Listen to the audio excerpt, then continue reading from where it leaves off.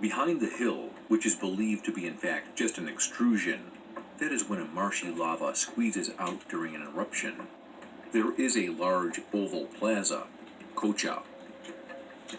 Historians assume that it was an artificial reservoir. However, judging by its shape, it rather reminds of a big arena. The true purpose of the object is anyway unknown. At the edge of Qhapaq, there are the large rocks, which seem to be chaotically piled up. No one can explain what was the mysterious force that brought them there. There's even a boulder leaning against a polygonal masonry wall. That means that some of the walls and ledges were evidently constructed here before the large stones appeared around. Scientists do not exclude the possibility that what they see are the remainders of a very ancient and big construction.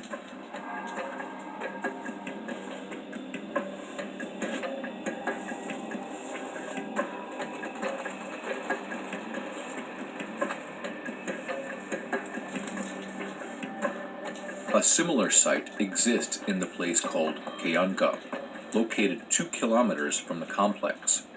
However, the size of those perfectly processed and seemingly chaotically scattered stones is less impressive. The topic of imported stones arose during the tour around the area several times.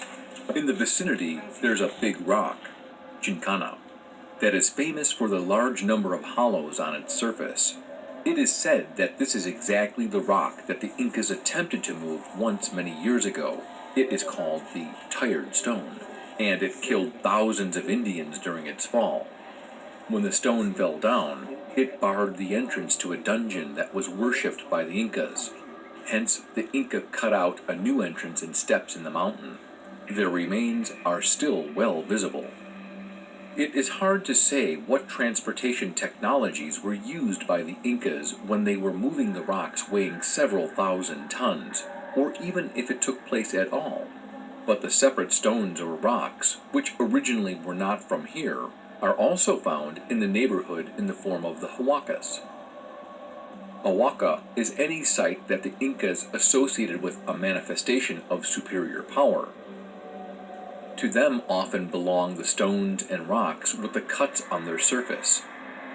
The Indian legends and the Spanish Chronicles often give a detailed description of the interaction between the Indians and the natural forces via these huacas.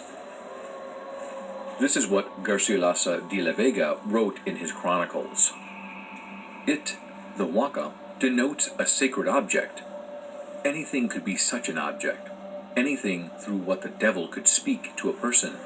Among huacas there were idols, rocks, huge stones, or trees where the enemy of man penetrated, so that to make people believe that he was the god itself. The name huaca was also applied to any temple, be it a small or a large one, to the tombs in the fields, as well as to the corners inside the houses from which the devil spoke to the priests and other people who communicated with him in a friendly manner. Another chronicler of Indian origin, Poma, at the end of the 16th century wrote that through huacas, the Incas would come to know about the location of silver, gold, and other mines. This is what he wrote about some of the Incan kings. Tupac Inca Yupanqui could talk to huacas. From them, he would learn about the past and the future events of the whole world. Qhapaq, one of the last sovereigns of the Incas, wanted to do the same, but huacas did not want to talk to him. It was said that only the idol of Purest responded to him, and it told that there was little time left for the talks and for the reign of the Incas, since the people who bear the name of Viracocha were about to come to this land already during the reign of Qhapaq, or straight after it, so that to rule on behalf of a single and great idol, which they would bring with them,